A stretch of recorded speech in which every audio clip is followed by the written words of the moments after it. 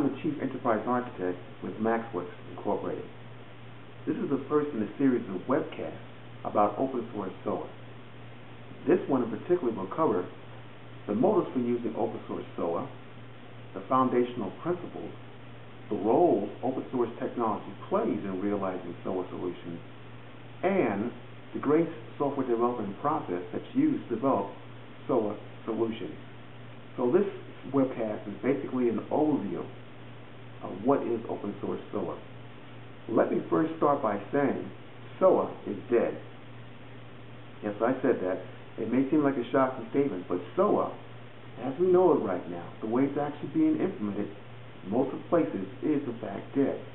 By that I mean, the way SOA currently is being realized is as if it's an assembly line process.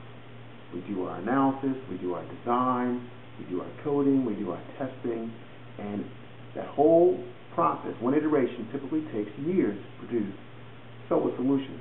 Now, because of that, that's a very slow and expensive way of doing things.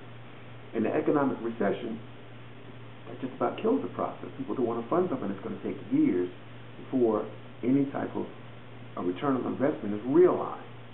Then on top of that, when we are doing SOA projects in that fashion, what we're doing is not necessarily producing things that can be seen as business value to the clientele and the stakeholders quickly. So they really aren't sure what SOA is, they aren't sure what the benefits are, and all this has done is create an environment where stakeholders are extremely skeptical. So that's why we say SOA is dead, or more precisely, assembly line SOA is dead. But not SOA. The business need for integration and the savings that can be rendered from that are not going away. That need is very definitely there. So since the business need is there for SOA type solutions, then what we need is a different way of delivering them. And that's what open source SOA is about. First of all, open source SOA technologies reduce costs such as licensing fees and the amounts of cost to maintain legacy software. They increase productivity and they produce reusable software that's platform independent. Open source SOA also has a process that produces something called open source SOA roadmap. Now, this is a way of saying this is all our policies we're going to follow to realize open source SOA solutions. It's our plan of action. So between the technologies and the roadmap, open source SOA has produced something that's allowed us to create solutions quickly and efficiently.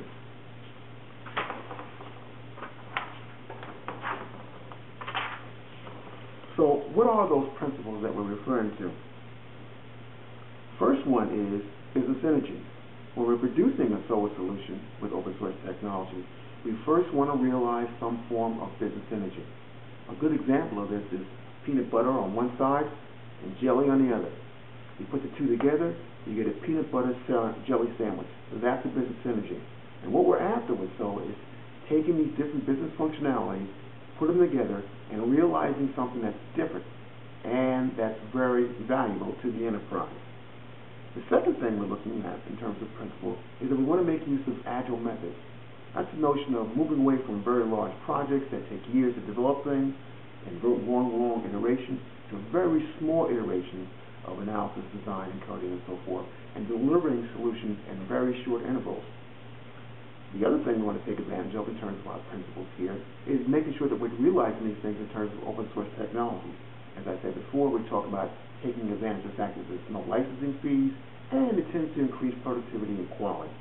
The last thing we're looking at in terms of principles is that we want to make sure that our projects are measurable.